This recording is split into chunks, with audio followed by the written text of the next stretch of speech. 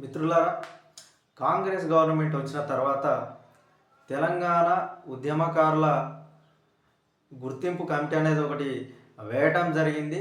దానిలో భాగంగానే రాష్ట్ర వ్యాప్తంగా ఎంతమంది కవులు, కళాకారులు, ఉద్యమకారులు, అదేవిధంగా విద్యార్థి సంఘాల్లో పనిచేసినటువంటి ఉద్యమకారులు కావచ్చు, అనేక రకాల కేసులు, నిర్బంధాలకు వాటన్నిటిని అధిగమించి ఉద్యమంలో పాల్గొన్నటువంటి వాళ్ళందరినీ కూడా గుర్తించి వారికి సహాయం చేయాలనే దాని గురించి కాంగ్రెస్ గవర్నమెంట్ ఏదైతే ఉందో అది ఆలోచన చేస్తున్నటువంటి పరిస్థితి ఉంది.